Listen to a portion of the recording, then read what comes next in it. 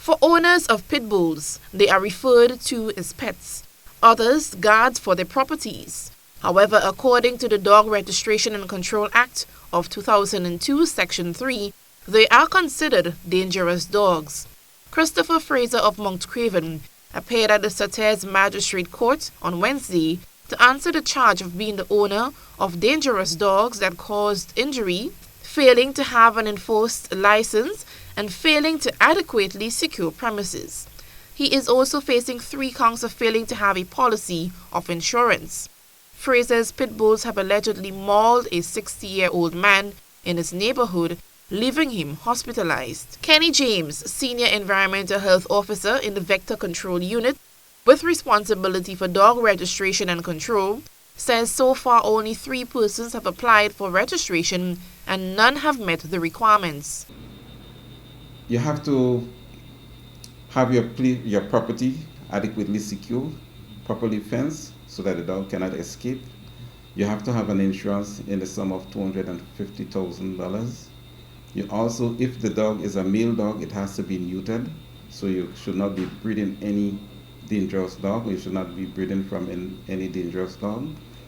You also have to place a sign on your property stating that it is there's a dangerous dog there. And you also have to ensure that that dangerous dog, if it is in public place, it is muzzled.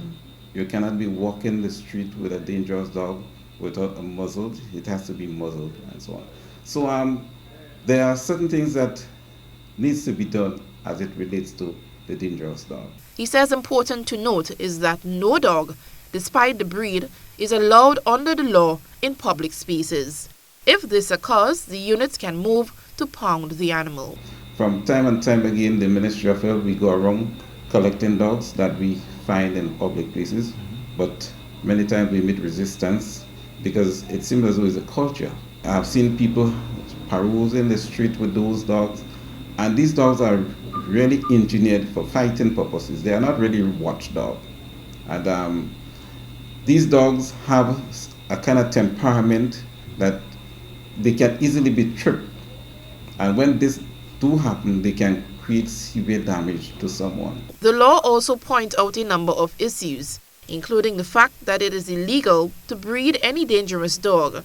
Any person who commits such an offense can face a fine of up to $10,000 and 6 months imprisonment. The Dog Registration and Control Act also states that a police officer or veterinary surgeon, if satisfied that any dog has killed or injured a person or other animal, whether or not there has been a prosecution, can move to destroy the dog as humanly possible.